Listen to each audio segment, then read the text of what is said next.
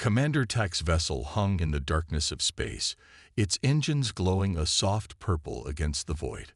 The warship was massive, stretching nearly 2 kilometers from bow to stern, its hull covered in weapons that could reduce cities to ash. Tak stood on the command bridge, his tall frame towering over the other officers. His gray skin reflected the blue light of screens that surrounded him, and his 4 arms worked different control panels simultaneously. "Magnify that planet," he ordered, his voice deep and resonant. The main screen flickered, and Earth appeared in stunning detail. Blue oceans, swirling white clouds, green and brown landmasses. Tak's 6 eyes narrowed as he studied it. His species had conquered 17 worlds already, but this one looked particularly promising. "Life signs?" he asked. "Billions, Commander," replied Officer Nero, her claws tapping rapidly across her console. "Primarily concentrated in urban centers." Tak's mandibles clicked together in a gesture his crew recognized as satisfaction. "And their defenses?" "Minimal," said Nero. "Primitive satellites, some basic weapons platforms, a small outpost on their moon with perhaps 100 inhabitants." "Perfect." Tak's upper arms crossed over his armored chest, while his lower arms adjusted settings on his personal control panel. "The collective will be pleased. Resources, new territory, and billions of potential workers." The crew worked efficiently around him, preparing invasion plans and weapon targeting sequences. Tak had led 3 successful planetary conquests before, but something about this mission felt special. Perhaps it was the beauty of the blue world, or perhaps it was simply that humans were known to be adaptable and resilient, qualities the collective valued in its subject species. "Prepare all invasion vessels," Tak commanded. "We strike in 6 hours." 40 meters beneath the streets of Seoul, Dr. Ju Park rubbed her tired eyes. The underground monitoring facility was state-of-the-art, but windowless, and after 18 hours on duty, she longed for sunlight. Still, as Earth's leading expert on deep space monitoring, she couldn't leave her post. Not with these strange readings appearing. "That's impossible," she muttered, adjusting settings on her equipment. The readings remained unchanged. The facility was quiet at this late hour.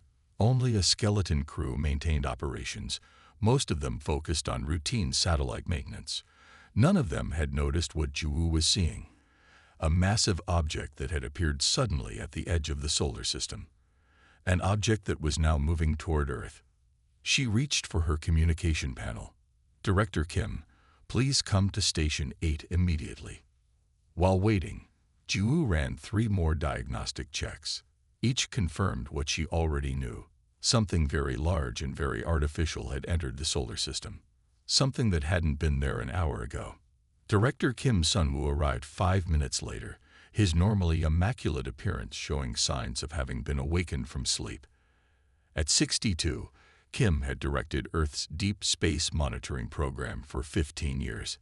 He had hired Ju personally after her groundbreaking work in quantum detection systems. "This better be important, Dr. Park," he said, straightening his jacket. "It is." Ju pointed to her main screen. "This appeared 38 minutes ago near Neptune's orbit. It's moving toward us." Kim leaned closer, his expression shifting from annoyance to concern. "Could it be a malfunction?" "I've run 3 diagnostic checks. The equipment is working perfectly." Kim's fingers tapped anxious patterns on the desk. "Size estimate. Massive. At least 2 kilometers long." Ju pulled up additional data. "And it's not alone. We're detecting smaller objects separating from it. Dozens of them." Kim's face paled. "Are they transmitting anything? Any attempt at communication?" "Nothing on any frequency we monitor." Kim straightened up, suddenly looking every bit the military commander he had been before taking this civilian position. "Show me thermal readings." Ju pulled them up.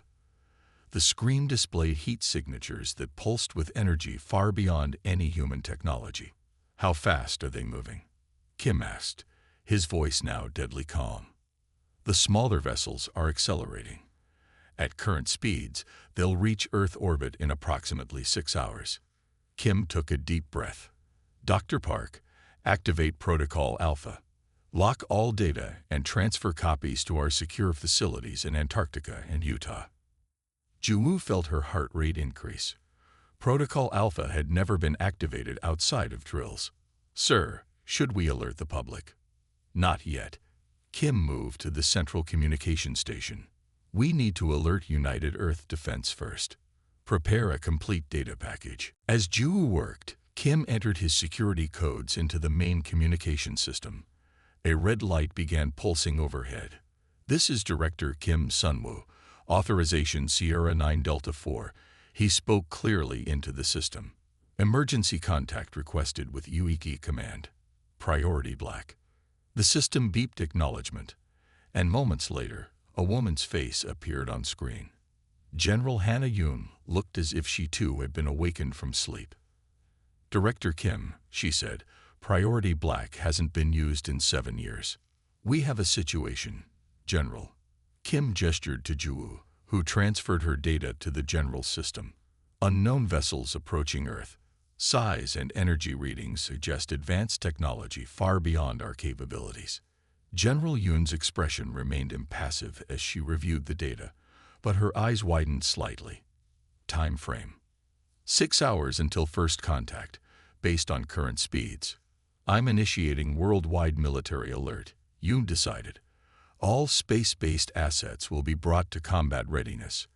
Have you detected any communication attempts? None. Kim confirmed. They're coming in silent. Yoon nodded grimly. I'll brief the World Security Council immediately.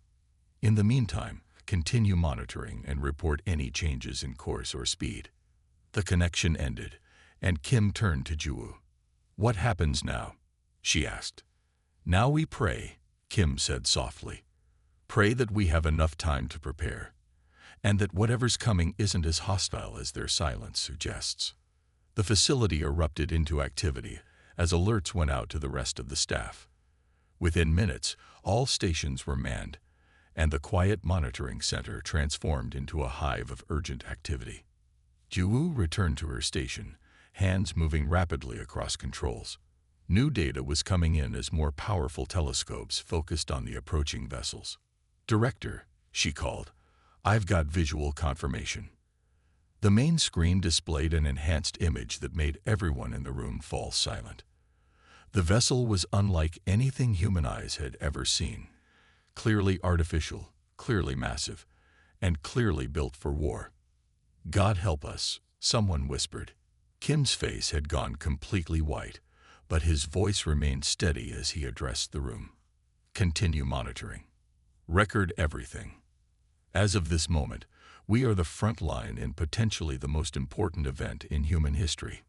High above them, unaware of the fear his arrival had created, Commander Tak finalized his invasion plans. His mandibles clicked together once more, this time in anticipation of a swift and total victory. These humans will make excellent subjects for the collective, he said. Begin the attack sequence. The first explosion lit up the night sky over North America like a new star being born.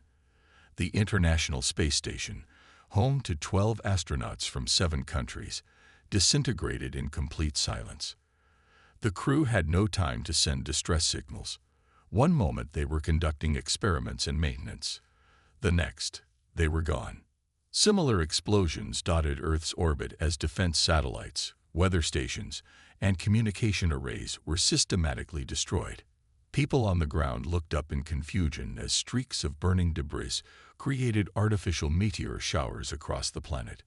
Commander Tak observed the carnage from his command chair, all 6 of his eyes blinking with pleasure.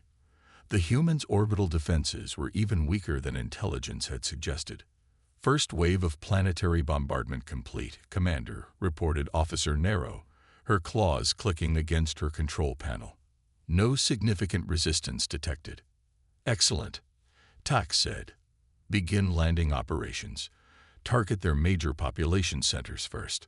On his command screen, Tak watched as 500 landing craft departed from the larger vessels. They entered Earth's atmosphere, their heat shields glowing red against the darkness. Each carried 200 warriors and enough weaponry to subjugate a small city. "Humans are broadcasting messages on multiple frequencies," said the communications officer. "They're requesting communication." Tak made a dismissive gesture with his lower arms. "Ignore them.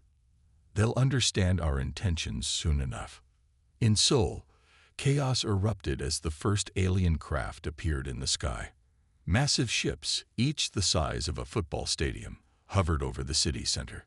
Smaller vessels deployed from their undersides, descending toward streets packed with terrified civilians. 40 meters underground, the monitoring facility had transformed into an emergency command center. Dr. Ju Park worked frantically at her station, coordinating with what remained of Earth's space-based defenses. "They've taken out 80% of our satellites," she reported to Director Kim, who was on a video call with military leaders from around the world. "Communications are severely compromised." Kim nodded grimly. On his main screen, reports of landings in Tokyo, New York, London, Moscow, Beijing, and dozens of other major cities were coming in simultaneously. "What about our orbital weapons platforms?" asked General Yoon. "Destroyed in the first wave," Kim reported, "along with most of our early warning systems." On another screen, they watched live footage of alien troops deploying in downtown Seoul. The invaders stood nearly 2.5 meters tall, with 4 arms and gray-green exoskeletons that seemed to repel bullets. Conventional military forces were engaging them, but with little effect. "Their personal shields can withstand our standard weapons," reported a South Korean military commander. "We're attempting to deploy heavier ordnance, but civilian casualties are a concern." Similar reports came in from around the world. Human military forces were mobilizing, but the aliens had chosen their targets well. By striking population centers first, they had ensured that Earth's most powerful weapons couldn't be used without massive civilian casualties. Captain Junho Lee strapped himself into the cockpit of his TF-88 interceptor. The experimental spacecraft wasn't supposed to see combat for another 6 months, but there was no time for additional testing now. Around him, 11 other pilots prepared their own interceptors. "All pilots, this is Captain Lee," he said into his communication system. "Remember your training. These craft are the most advanced weapons humans have ever built. Let's show these invaders what we're capable of." The squadron launched from a hidden facility beneath Mount Sorak. The TF-88s were Earth's secret weapon, hypersonic fighters equipped with experimental energy weapons and quantum shielding. Only 20 existed in total, and 12 were now heading toward the largest alien vessel hovering over Seoul. "Stay in formation," Lee ordered as they approached. "Weapons hot, but hold fire until my command." The alien vessel loomed ahead of them, impossibly large. Surface-to-air defenses tracked their approach, firing energy bursts that the interceptors barely avoided. "Captain Lee," came Dr. Park's voice over the secure channel.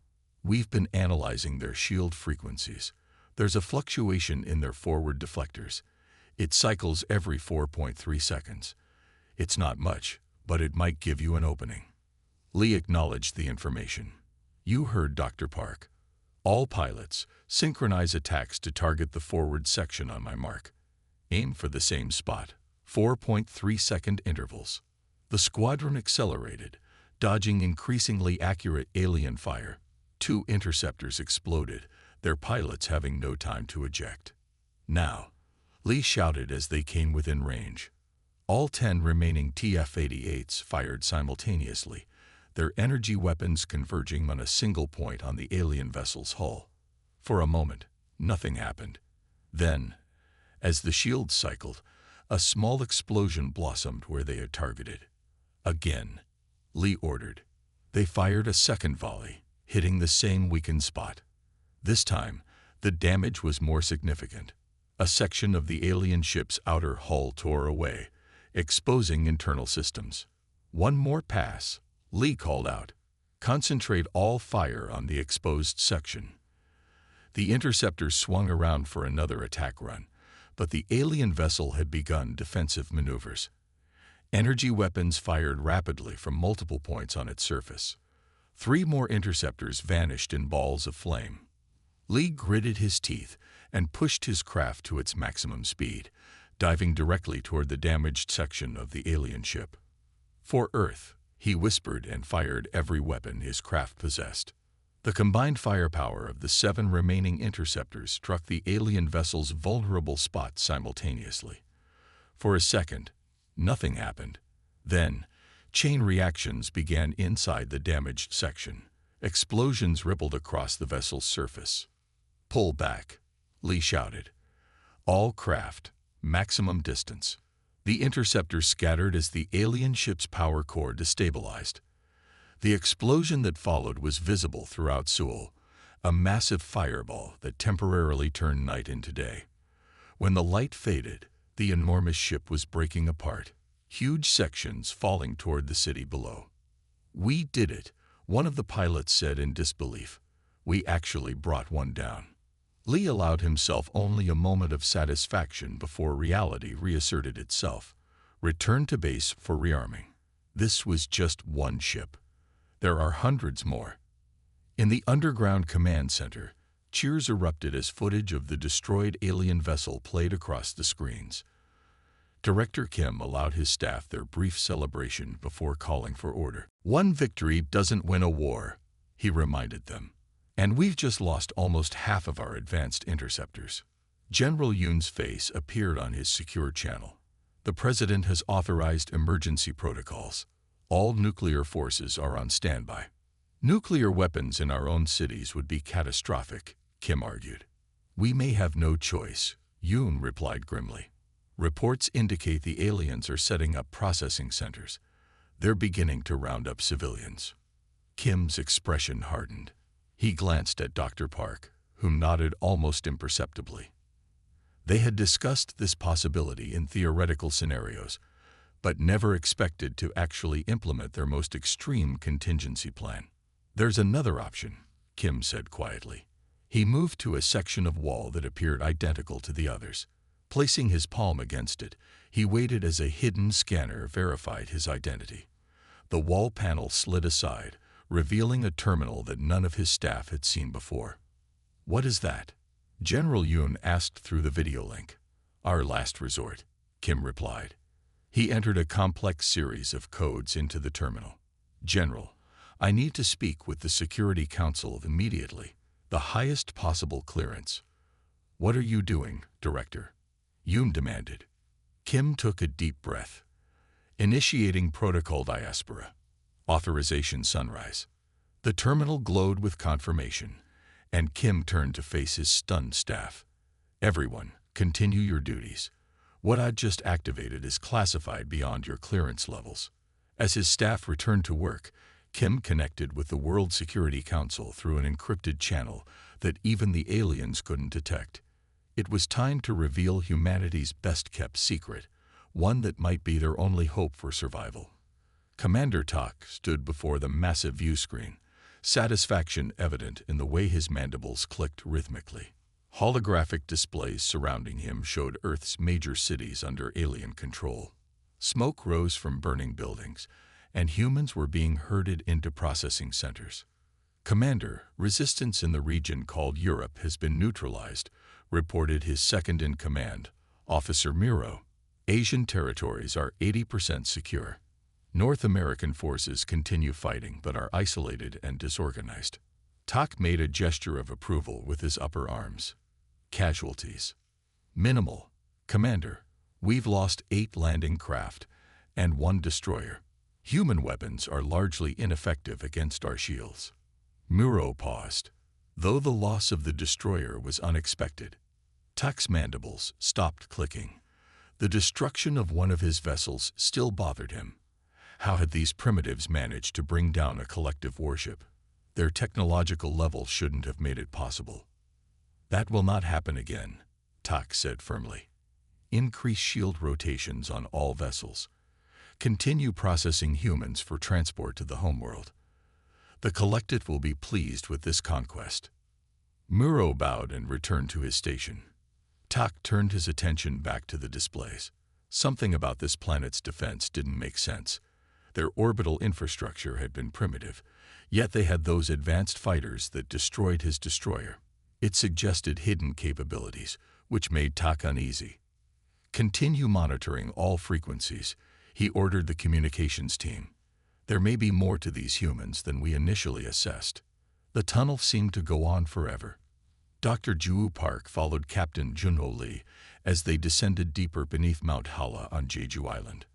Director Kim led the way, his small flashlight illuminating rough stone walls that gradually gave way to smooth metal panels. They had been traveling for hours since escaping Seoul in a military transport. "How much further?" Ju asked, exhaustion evident in her voice. "Almost there," Kim replied. This facility was built to be unreachable by conventional scanning technology. After another 10 minutes of walking, they reached a massive circular door embedded in the rock. Kim placed his palm on a scanner, looked into an eye recognition system, and spoke a phrase in a language Ju didn't recognize. The door slid open silently, revealing a brightly lit complex that took Juwoo's breath away. What had appeared to be a small bunker from the initial entrance was actually an enormous underground installation.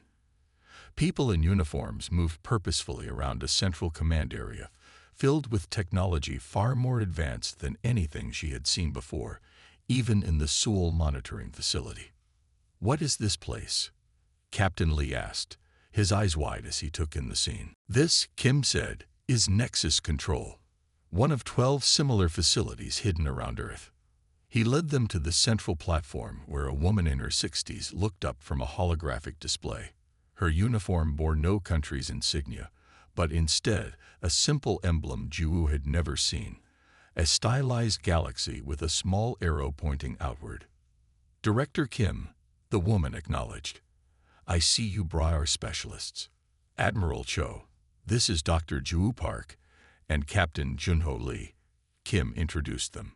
Dr. Park discovered the alien approach. Captain Lee led the squadron that destroyed one of their vessels. Admiral Cho nodded respectfully to both of them. "Impressive work, especially with the limited technology you had available." "Limited?" Lee questioned. "The TF-88 interceptors are the most advanced weapons Earth has ever produced." A slight smile touched Admiral Cho's lips. "Perhaps the most advanced publicly acknowledged weapons." She gestured to the large display at the center of the room. "Director Kim, I believe it's time they understood the full situation." Kim nodded and stepped toward the display. "Activate Stellar Map," he commanded. The air above the platform shimmered, and a three-dimensional map of stars appeared. Earth's solar system was highlighted at the center, but dozens of other star systems were marked with the same emblem that adorned Admiral Cho's uniform. "Most people don't know the truth," Director Kim said, his voice solemn. "Earth is not humanity's only home." Ju stared at the map in disbelief. "What are you saying?" "For 60 years, we've been establishing colonies throughout our stellar neighborhood," Kim continued. "Always in secret, always preparing for this day." "That's impossible," Lee said. "We don't have that kind of technology." "Not publicly," Admiral Cho corrected. After first contact in 1961, a decision was made by a small group of world leaders. Humanity would appear to develop space technology at a gradual, natural pace while secretly preparing for the possibility of hostile aliens. "First contact," Ju repeated. "In 1961. Kim nodded. "A small scout ship from a peaceful trading species. They warned us that the galaxy contained predatory civilizations that conquered developing worlds. They provided us with limited technology and helped us establish a covered space program parallel to the public one. The space race, the moon landing, the International Space Station, all of that was real," Admiral Cho explained. "But it was also a cover. While the world watched astronauts plant flags on the moon, we were secretly building our first interstellar vessels." The holographic display zoomed in on a star system about 12 light-years from Earth. New Terra, our first colony. Established in 1979. Current population, 27 million. The display shifted to another star. Haven. Established 1986. Population 40 million. More stars, more colonies, some with populations in the hundreds of millions. This is impossible, Ju whispered. How could this be kept secret? Compartmentalization, Kim said simply. Only a few thousand people on Earth know the full truth. Everyone else involved knows only their small part of the project. The public space programs serve as both cover and recruitment tool. We identify the best minds and gradually bring them into the secret program. Why keep it secret from Earth's population? Lee asked. Fear of panic. Fear of disruption to Earth's development, Admiral Cho answered. And most importantly, fear of alerting hostile species to our true capabilities before we were ready. Kim adjusted the display to show Earth's solar system.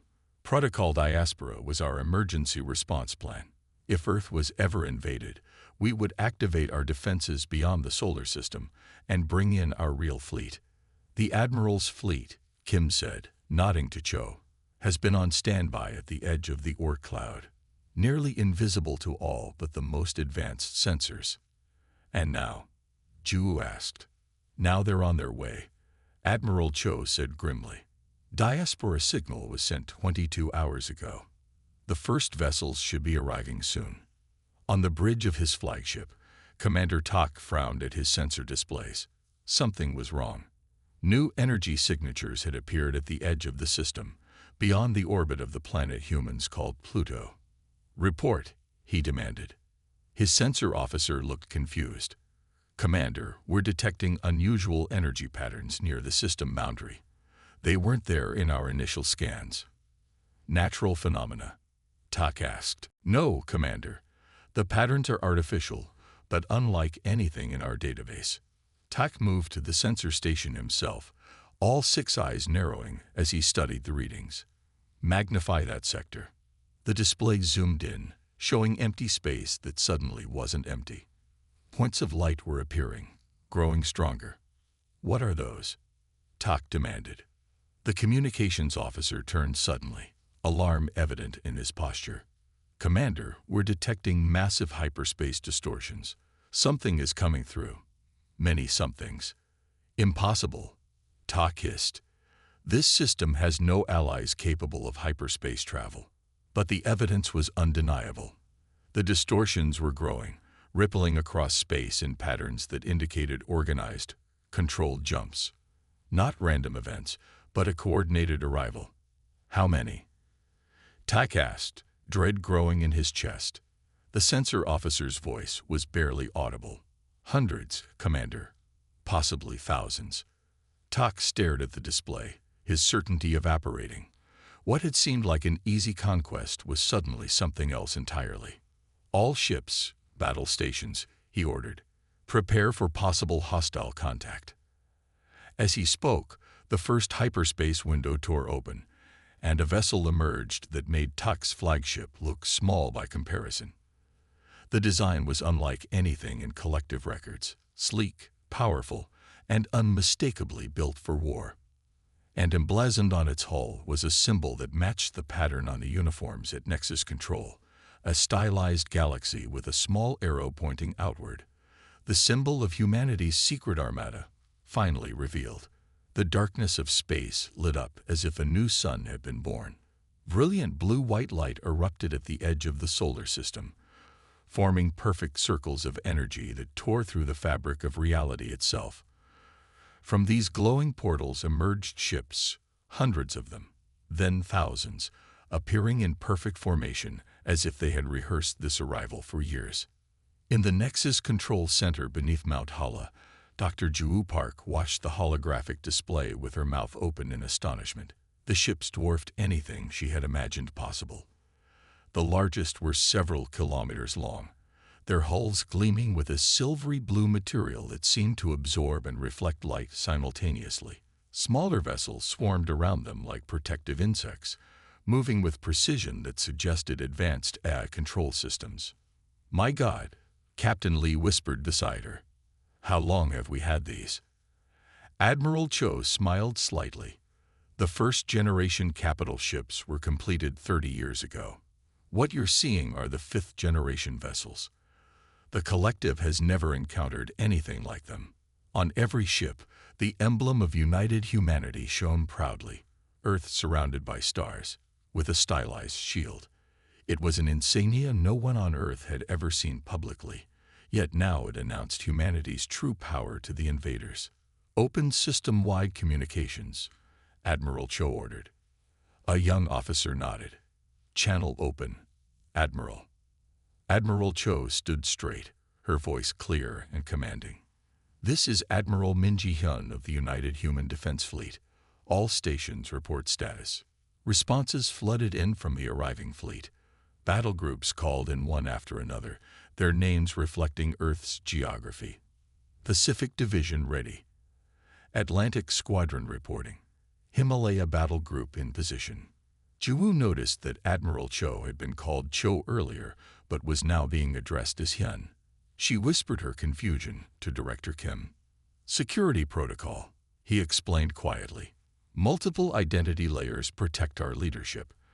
Admiral Hyun has 12 different names, depending on which facility she's operating from. Admiral Hyun finished receiving reports and nodded with satisfaction.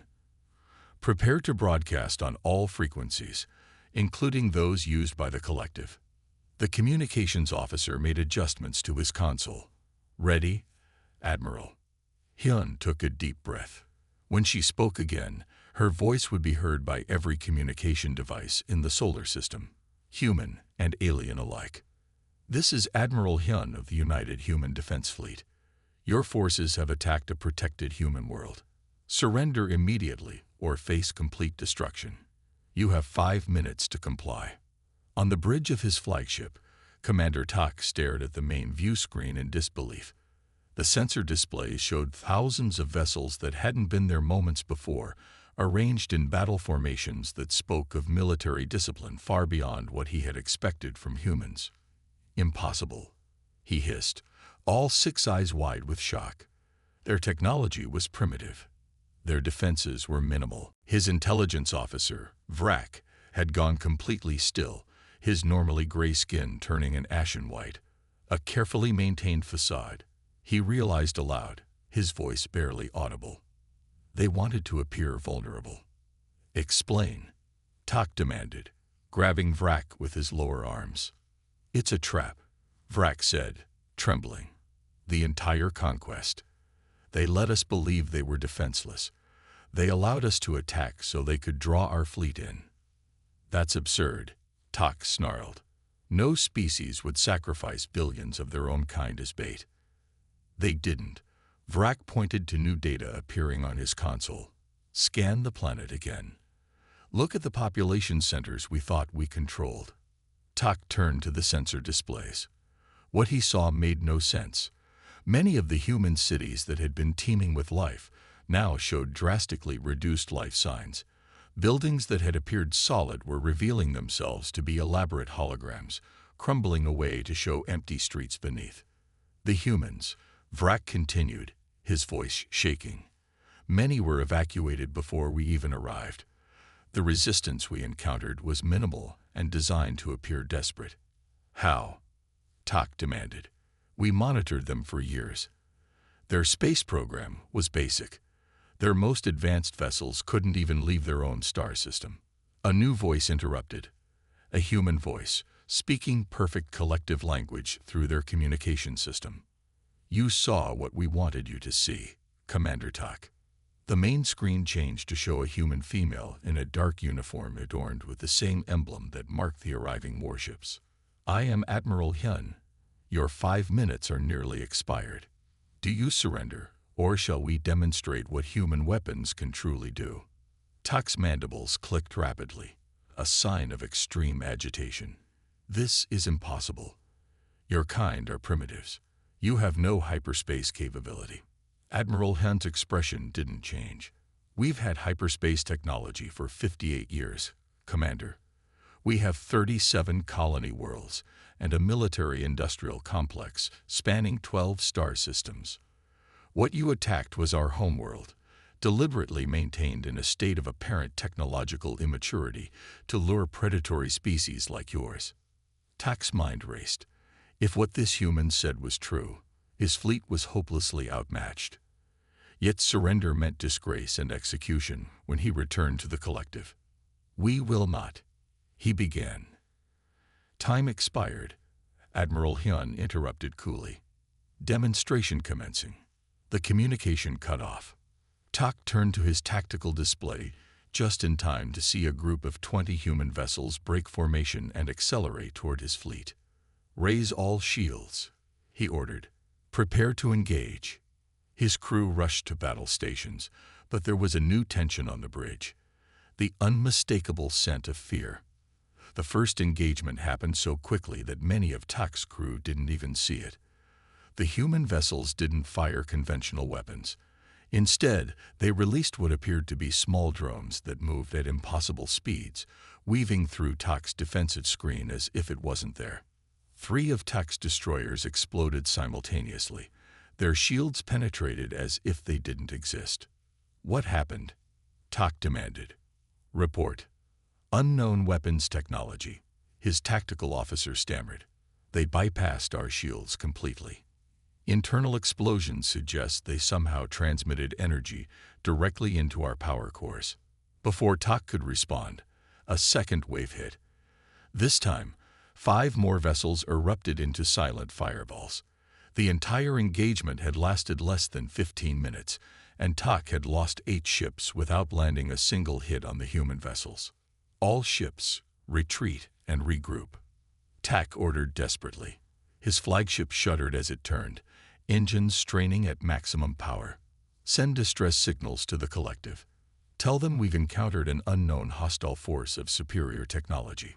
In Nexus Control, Captain Lee watched the alien vessels attempting to flee. The room had erupted in cheers when the first enemy ships were destroyed, but Lee felt strangely hollow. This wasn't a battle, it was an execution. "Why toy with them?" he asked quietly.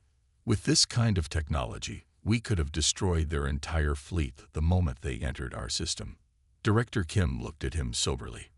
"Because we needed to know who they were, Captain. The collective isn't the only predatory species in the galaxy. We needed to understand their capabilities, their tactics." "And now?" Lee asked. "Now we send a message," Admiral Han said, joining their conversation. "Not just to the collective, but to every species watching from the shadows. Humanity is not prey." On the main display, the human fleet had surrounded the retreating alien vessels.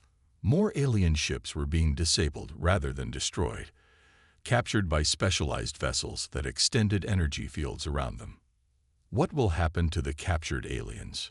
Dr. Park asked.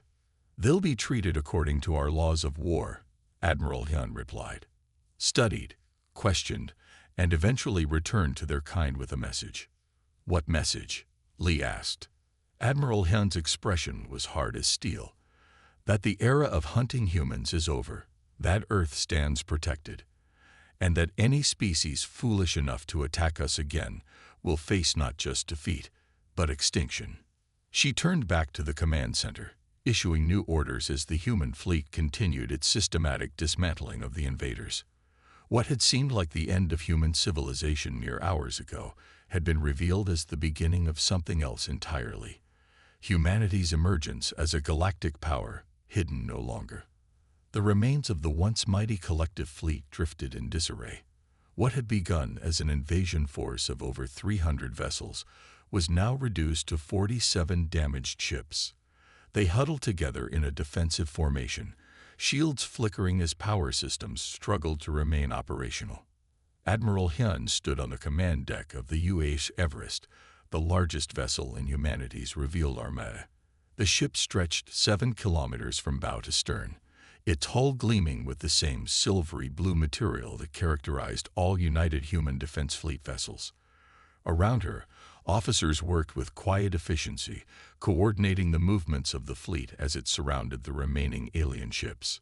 "Status report," Hyun ordered. "Enemy vessels contained," Admiral reported her tactical officer. "They've ceased all offensive actions. 23 of their ships have completely lost power. The remainder shows significant damage. Hyun nodded. Casualties. We've lost 7 ships, Admiral. 18 more reporting minor damage. Total human casualties stand at 114. 114 deaths compared to the thousands of alien lives lost. The disparity wasn't lost on Hyun. This hadn't been a battle. It had been a demonstration of power. Open a channel to the remaining enemy vessels, she ordered. The communications officer nodded. Channel open, Admiral. Hyun straightened her uniform and looked directly into the camera. Remaining hostile forces, this is your final opportunity to surrender. Power down your weapons and prepare to be boarded. You will be treated according to galactic conventions on prisoners of war. This offer expires in 5 minutes. On the bridge of his flagship, Commander Tak received the transmission with growing rage. His once immaculate command center was now in shambles. Emergency lighting cast red shadows across the debris-strewn deck. 3 of his bridge officers lay dead at their stations, killed when a human weapon had somehow bypassed their shields and detonated inside the ship. They offer us surrender, Tak spat, his mandibles clicking furiously, as if we were some minor species to be conquered. Officer Muro, his second-in-command, approached cautiously. Commander, we have no choice. Our weapons are ineffective against their shields. We've lost contact with our ground forces on the planet. The collective reinforcements won't arrive for at least 7 days. You suggest surrender? Tak hissed, all 6 eyes narrowing. I suggest survival, Muro responded quietly, so that someone may return to warn the collective about what we've discovered here. Tak turned away, staring at the tactical display. The human vessels had them completely surrounded, their weapons ready. He had studied human history during mission preparation. They were supposed to be divided, primitive, easy prey. Instead, they had revealed themselves to be unified and technologically superior. No, Tak said finally. The collective does not surrender. We will take as many humans with us as we can. He turned to his weapons officer. Divert all remaining power to the main cannon. Target their command ship. Commander, we don't have enough power for a full shot, the officer protested. Then we'll use what we have, Tak shouted. Execute the order. The bridge crew hesitated just a moment before obeying. Throughout the damaged flagship, emergency power was diverted to the main weapon system. Lights dimmed, life support faltered, but the massive cannon at the front of the vessel began to glow with building energy. In Nexus control beneath Mount Hala, Captain Junho Lee had been reassigned to coordinate ground operations. With the human fleet revealed, there was no longer any need to maintain the facade of limited technology. Holographic displays showed real-time images from around the world as specialized human forces deployed from orbital positions. Seoul sector secure, reported a field commander. Alien forces neutralized. Similar reports came in from other major cities. The aliens who had believed they were conquering Earth now found themselves trapped and outmatched as human soldiers equipped with advanced weaponry systematically reclaimed invaded territories. Dr. Ju Park worked alongside Lee, coordinating data from global sensor networks. The evacuation protocols worked better than expected, she noted. Civilian casualties are less than 2% of projected worst-case scenarios. Lee nodded, still processing the enormity of what he had learned. All those drills over the years, the emergency shelter systems, they weren't just for natural disasters. They were preparation for this exact scenario, Director Kim confirmed, joining them at the command table. We've been rehearsing planetary evacuation procedures for decades. A sudden alert flashed across their displays. Captain, Ju said urgently. The alien flagship is powering up its main weapon system. Admiral Hyun received the warning simultaneously. Target, she demanded. Us, Admiral, replied her tactical officer. They're diverting all power to their main cannon. Estimate firing capability in 30 seconds. Hyun's expression hardened. A final act of defiance. Target their weapon systems with precision strikes. Disable, don't destroy. Yes, Admiral. 3 human cruisers moved into position, their own weapons charging. They fired simultaneously, concentrated beams of blue energy slicing through space toward the alien flagship. Commander Tak felt his vessel shudder violently as the human weapons struck. Unlike previous attacks, these didn't bypass the shields completely. Instead, they focused overwhelming energy on specific points, draining the shields locally before penetrating the hull with surgical precision. "Main cannon damage," shouted the weapons officer as consoles exploded around him. Power systems failing. More impacts rocked the ship. With each hit, another system failed. Life support dropped to minimum levels. Artificial gravity fluctuated. The bridge tilted sharply as stabilizers went offline. "Propulsion destroyed," reported another officer. "We're dead in space, Commander." Tak clung to his command chair as his ship died around him. The mighty vessel that had led countless successful conquests was now nothing more than drifting wreckage. His crew looked to him, waiting for orders that could save their lives. Pride warred with duty in Tak's mind. His personal honor demanded fighting to the death, but his responsibility to the collective required him to report what he had learned here. This unknown human capability could threaten the entire collective if they chose to become aggressors. "Open a channel," he said finally, his voice hollow with defeat. The communications officer, surprised, quickly obeyed. The screen flickered, then showed Admiral Hyun's face again. Tak forced the words past his pride. "We surrender." 2 days later, Commander Tak stood in a holding cell aboard the UH Everest. The accommodations were surprisingly comfortable, though the gravity and atmosphere had been adjusted to human norms rather than his species' preferences. The door slid open, and Admiral Hyun entered, accompanied by 2 guards. She carried a data tablet and studied him with open curiosity. "Commander Tak," she said, "I trust you've been treated well." Tak didn't respond immediately. Finally, he asked the question that had burned in his mind since the revelation of human power. "How? How did your kind hide this from us? Our intelligence networks are the best in the known galaxy." Hyun smiled slightly. "Because we designed everything you saw to be seen, Commander. After our first contact with hostile aliens in 1961, we made a decision. Earth would appear to develop normally, even primitively, while our real advancements would happen in secret." "The first contact in 1961, Tak repeated. "That wasn't with the collective." "No, it was with the Aranri, a species your collective drove to extinction 20 years ago." Tak's mandibles clicked in surprise. The Aranri were technologically inferior. They had barely achieved spaceflight. "That's what they wanted everyone to believe," Hyun countered. "Just as we did. They warned us about predatory species like yours. They helped us establish our first colonies, taught us how to hide our advancement. When your collective destroyed them, it only confirmed the wisdom of their approach." Tak absorbed this information slowly. Everything he had believed about humanity, everything the collective had believed, was wrong. "What happens now?" he asked finally. "You will be returned to your people," Hyun said, "along with evidence of what happened here, and a message." "What message?" Hyun's expression grew stern. "That Earth is protected. That humanity will defend itself and its colonies with overwhelming force if necessary, but also that we prefer peace to war, cooperation to conflict." She placed the data tablet on the table between them. It displayed a star chart showing human territory, dozens of worlds spanning a region of space the collective had believed uninhabited. "We've lived alongside your collective for decades without conflict," Hyun concluded. "We would prefer to continue that way. The choice now belongs to your leaders." 1 month later, a single human vessel approached the collective homeworld.